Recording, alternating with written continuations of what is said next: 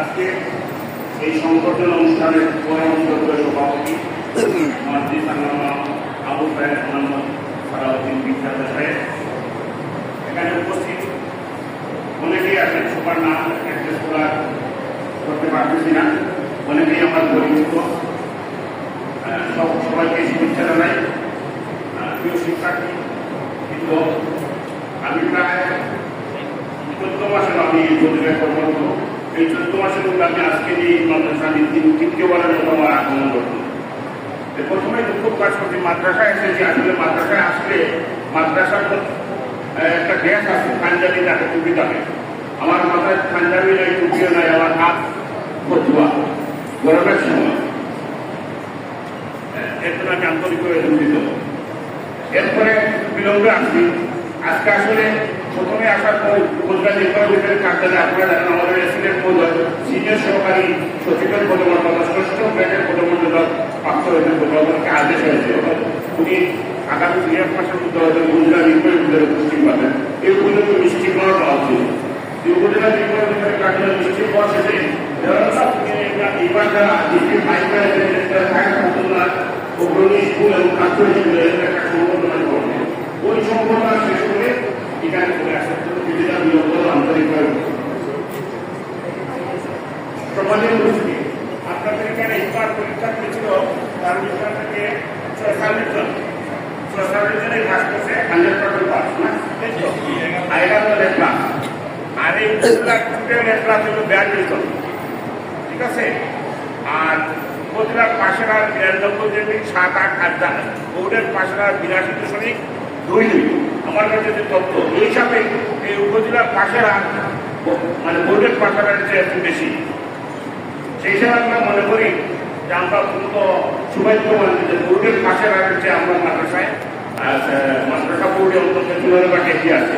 যেমন সিলেট শিক্ষা বোর্ডের পাশের আর 73.সামথিং, কিন্তু 2 এসএসসি পাশের আর 66 জনের সামনে প্রায় 68।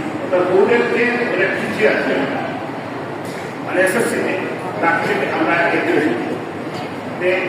মাদ্রাসা শিক্ষা আসলে মূলত এক সময় ভুল ধারণা ছিল মানুষের মধ্যে যে মাদ্রাসা লেখা বলতে তাবিল বসা যায় আর মসজিদে নবতি করা যাবে, হ্যাঁ, আর কিছু লিখা হওয়া যাইবে, এই জাতীয় ধারণা মানুষের মধ্যে। কিন্তু আমার পরিবর্তন মাদ্রাসা ছেলেরাই করতে, মেয়েরা করতে পারবে না, এই ধরনের ধারণা ছিল। কিন্তু আজকে পরিবর্তন হয়ে গেছে। মাদ্রাসা যারা লেখাপড়া করতেছে রাজনীতি পাস করে কলেজে ভর্তি দিতে পারতেছে, আলিম পাস করে কলেজে ভর্তি পেয়েছে, আলিম পাস করে বিশ্ববিদ্যালয়ে করতেছে, ডাক্তার ইঞ্জিনিয়ার হইতেছে না। বিসিএস পরীক্ষা দিয়া আজকে সে পাবলিক সার্ভিস কমিশনে যোগদান করতে পারতেছে। এবং মাদ্রাসায় আজকে যে লেখাপড়া করা হয় সাধারণ শিক্ষা এসএসসি এবং এসএসসি যারা পাস করে শুধু ধর্ম শিক্ষা 100, আর বাংলা ইংলিশ গণিত অন্যান্য আকার সাবজেক্ট থাকে। কিন্তু অন্যান্য যে মাদ্রাসার যে সাবজেক্টগুলো বিশেষ করে বাংলা ইংলিশ গণিত বিজ্ঞান এগুলো তো আছে, পাশাপাশি ধর্মীয় শিক্ষা কোরআন আছে, শিক্ষা অতিরিক্ত সাবজেক্ট আছে এবং অতিরিক্ত সাবজেক্ট এখানে ছাত্ররা লেখাপড়া করতেছে। সেই হিসাবে মনে করি যে ধর্মীয় শিক্ষার পাশাপাশি সাধারণ শিক্ষায়ও মানে স্কুলের তুলনায় কোনো অংশে মাদ্রাসার শিক্ষার্থীরা পিছিয়ে নেই। আমরা আশা রাখি এই মাদ্রাসা থেকে ডাক্তার ইঞ্জিনিয়ার সৃষ্টি হবে, বিশ্ববিদ্যালয়ে ভর্তি হবে। জানি না প্রথম ছাত্র বিশ্ববিদ্যালয়ে এখন লেখাপড়া করতে আপনাদের নিশ্চয়ই অবশ্যই কিছুটা হলেও আছে। এগুলো আমরা পর্যালোচনা করা উচিত। আমরা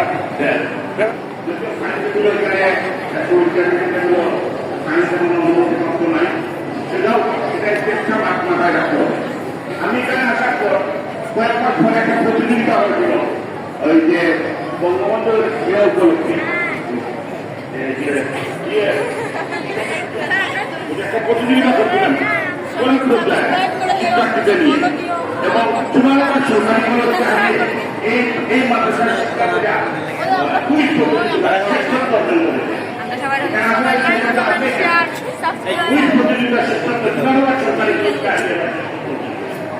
এবং আমি জানি আমি খবর পেয়ে ওদিকে এই সমস্ত শিক্ষার্থীর অধিকার প্রতিযোগিতায় দায়িত্ব না ওই যে একটা শিক্ষাকর্তা বললাম ওনাকে যায় না যারা নাম না পেয়ে মাদ্রাসাতে যে পরিমাণ শিক্ষার্থী যারা নাম না পেয়ে তাদের উপস্থিত টাকা প্রয়োজন ছিল